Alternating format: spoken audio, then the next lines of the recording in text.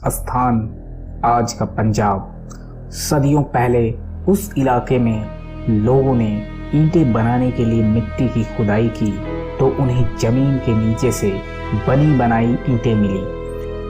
उन्होंने उसे अपने घरों में लगा दिया, लेकिन वो नहीं जानते थे कि जिस जगह ये ईंटें उन्हें मिली है उसके नीचे छुपी थी भारतीय उपमहाद्वीप की एक ऐसी सभ्यता जो लगभग हजारों साल पुरानी थी। फिर वक्त गुजरता गया और उस सभ्यता के ज्यादातर हिस्से जमीन के नीचे दफन रहे, लेकिन गुजरते वक्त के साथ अतीत अपने सबूतों के जरिए वर्तमान के सामने आ ही जाता है। सन 1826 ईस्ट इंडिया कंपनी का शासनकाल। एक अंग्रेज चार्ल्स मैनसन ने इस पुरानी सभ्यता को सबसे पहले खोजा और यह सभ्यता एक बार फिर सबके सामने आई। इस घटना के ठीक 30 साल बाद, जब कराची से लाहौर के बीच रेलवे लाइन बिछाने का काम चल रहा था, इस दौरान इस जगह का सर्वे किया गया और जो सामने आया उसने दुनिया का इतिहास बदल दिया। 1861 में अलेक्जेंडर कनिंघम ने भारतीय पुरातत्व विभाग की स्थापना की। उसके बाद 1921 दयाराम साहनी के द्वारा हड़प्पा को खोज निकाला गया और फिर उसके एक साल बाद मोहनजोदाड़ो की खोज आर.डी. बैनर्जी ने की। इस खोज के साथ ही भारतीय उपमहाद्वीप भी मेसोपोटामिया, मिस्र और चीन की कतार में खड़ा हो गया, जहां हजारों साल पहले से विकसित सभ्यताएं थी। चूंकि यह सभ्यता सिंधु नदी की घाटी में थी, इसलिए इसे सिंधु घाटी सभ्यता कहा गया, जो मुख्य रूप से दक्षिण एशिया के उत्तरी पश्चिमी क्षेत्रों में उत्तर पूर्व अफगानिस्तान, पाकिस्तान के उत्तर पश्चिम और भारत में फैली हुई थी। इसका विकास सिंधु और प्राचीन सरस्वती नदी के किनारे हुआ था। इस सभ्यता के मुख्य स्थल हड़प्पा, मोहनजोदड़ो, कालीबंगा, लोथल, धोलावीरा और राखीगढ़ी हैं, जिनमें से दो नगर बहुत ही महत्वपूर्ण हैं और वो है पंजाब का हड़प्पा तथा सिंध का मोहनजोदड़ो। दोनों ही स्थल एक दूसरे से 483 किलोमीटर दूर थे और सिंधु नदी के द्वारा जुड़े हुए थे। इस सभ्यता की सबसे विशेष बात थी कि यहाँ विकसित नगर निर्माण योजना थी।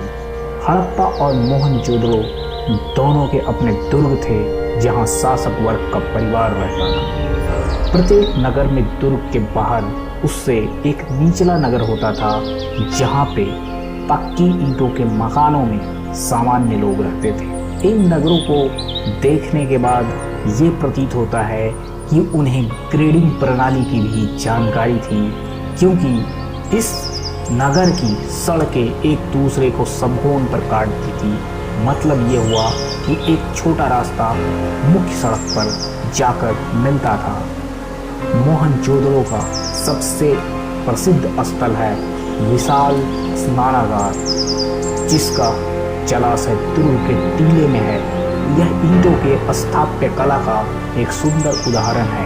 इसके दोनों सिरों पर तल तक जाने के लिए सीढ़ियां हैं। ऐसा माना जाता है कि इसका इस्तेमाल धर्म अनुष्ठान संबंधी स्नान के लिए किया जाता होगा, जो भारत में पारंपरिक रूप से धार्मिक कार्यों के लिए आवश्यक रहा है। मोहनजोदड़ो की एक और संरचना है और वो संरचना था अनाज रखने का भंडार। हड़प्पा संस्कृति के नगरों में ईंट का इस्तेमाल एक विशेष बात है, क्योंकि इसी समय इसके समकालीन सभ्यता जैसे कि मिस्र या मेसोपोटामिया में धूप में सूखी ईंट का ही प्रयोग किया जाता था। मेसोपोटामिया में कहीं कहीं पक्की ईंटों का प्रयोग मिलता है, लेकिन इतने बड़े पैमानों पे नहीं। सिंधु घाटी सभ्यता को हम 3 चरणों में विभाजित कर सकते हैं, और ये चरण है प्रारंभिक सभ्यता, परिपक्व सभ्यता और उत्तर सभ्यता। प्रारंभिक सभ्यता जो थी वो 3300 ईसा पूर्व से 2600 ईसा पूर्व तक रही। परिपक्व सभ्यता जो थी वो 2600 से 1900 ईसा पूर्व तक रही और 1900 ईसा पूर्व के बाद से इस सभ्यता में गिरावट देखी गई। इसका अवसान काल माना जाता है और जिसे हम उत्तर सभ्यता कहते हैं वो 1900 से 1300 ईसा पूर्व तक मिलती है। उस समय इस सभ्यता की विशेषता ये थी कि वहाँ एक केंद्रीय इकाई का गठन हो रहा था और नगरों के बनने की प्रक्रिया आरंभ हो चुकी थी। व्यापार क्षेत्र भी विकसित हो रहा था और खेती भी होती थी। 2600 ईसा पूर्व तक सिंधु घाटी सभ्यता अपनी परिपक्व अवस्था में प्रवेश कर चुकी थी। परिपक्व सभ्यता के आने तक प्रारंभिक सभ्यता बड़े बड़े नगरीय केंद्रों में परिवर्तित हो चुकी थी, जैसे हड़प्पा और मोहनजोदड़ो और लोथल। सिंधु घाटी सभ्यता के क्रमिक पतन का आरंभ 1800 ईसा पूर्व से माना जाता है। 1700 ईसा पूर्व तक आते आते इस सभ्यता के कई शहर समाप्त हो चुके थे, परंतु प्राचीन सिंधु घाटी सभ्यता के बाद की संस्कृतियों में इसके तत्व देखे जा सकते हैं। हड़प्पा सभ्यता अपनी नगर योजना प्रणाली के लिए जानी जाती है। मोहनजोदड़ो और हड़प्पा के नगरों में अपने अपने दुर्ग थे जो नगर से ऊंचाई पर स्थित होते थे। उच्च वर्ग के लोग रहते थे। दुर्ग से नीचे सामान्य ईंटों से निर्मित नगर होते थे जिनमें सामान्य लोग निवास करते थे। इस सभ्यता से कुछ ऐसे सामान मिले हैं जैसे कि मोहरें, एक समान लिपि, वजन मापने की विधि सिंधु घाटी सभ्यता के लोगों के व्यापार में प्रचलित थी। धातु की मुद्रा का प्रयोग तो नहीं होता था क्योंकि व्यापार की वस्तु विनिमय प्रणाली मौजूद थी। अरब सागर के तट पर उनके पास कुशल नौका प्रणाली भी मौजूद थी जिससे वो अन्य सभ्यता के साथ व्यापार करते थे। ऐसे प्रमाण मिले हैं कि सिंधु घाटी सभ्यता का मेसोपोटामिया वासियों से व्यापारिक संबंध थे। ये दोनों एक दूसरे से बहुत ही उन्नत व्यापार करते थे। इस सभ्यता में कांसे का भी उपयोग किया गया है और क्योंकि बहुत सारे बर्तन कांसे के हैं और इससे ये पता चलता है कि ये लोग कांसे से भली भांति परिचित थे। इस सभ्यता के लोगों को नाव बनाने, मनका बनाने, मुहरे बनाने और टेराकोटा की मूर्तियां बनाने का ज्ञान भी हासिल था। मिट्टी के बर्तनों को बनाने की विधि भी पूर्णतः प्रचलन में थी। अब सवाल ये उठता है कि जब ये सभ्यता इतनी फली फूली तो ऐसे कौन से कारण थे जिसके कारण इस सभ्यता का पतन हो गया। और इस सभ्यता का पतन 1800 ईसा पूर्व से शुरू हो गया था। कुछ विद्वानों का कहना है आर्यों ने सिंधु घाटी सभ्यता पर आक्रमण किया और उसे हरा दिया।